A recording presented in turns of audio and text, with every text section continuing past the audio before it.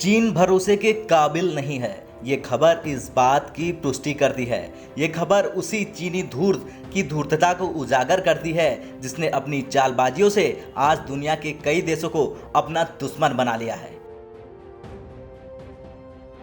दरअसल चीन जो भारत की सीमा पर उपजे विवाद के शांतिपूर्ण समाधान की बात करता है, उसने सीमा पर ही नए हथियार प्रणाली जुटाना शुरू कर दिया है।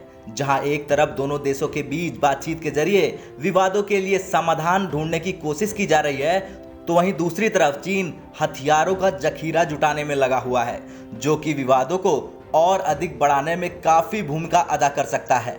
वहीं एक रिपोर्ट के अनुसार चीन की पीपल्स लिबरेशन आर्मी ने mobile hit and run firing positions के लिए नए self propelled rapid fire mortar की तैनाती का ऐलान किया है। इससे पहले भी चीन कई ऐसी गतिविधियों को अंजाम दे चुका है जिससे दोनों देशों के बीच एक बार फिर विवाद बढ़ने की आशंका है।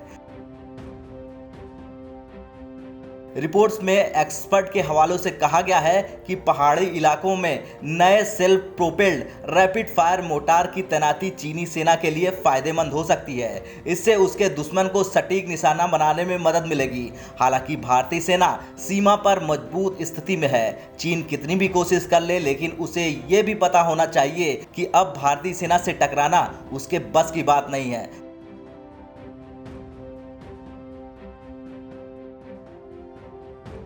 फिर भी चीन इन्हीं खतरों से वाकिफ है कि अगर उसने ऐसे ही अपनी हरकतें जारी रखी तो परिणाम उसके खिलाफ ही होंगे, और यही डर है कि चीनी सेना इस सीमा पर खुद को और अधिक मजबूत करने की कोशिशों में जुटी हुई है।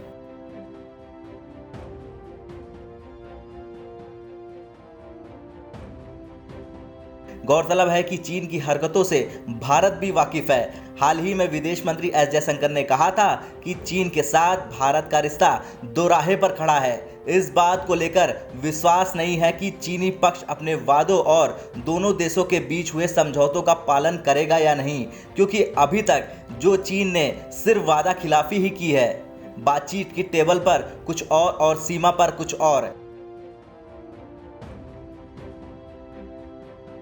चीनी सेना की गलत हरकतें ही हैं जिनकी वजह से दोनों देशों के बीच विवाद इतना लंबा खिंचा और अब चलता आ रहा है। ब्यूरो रिपोर्ट, भारत तक।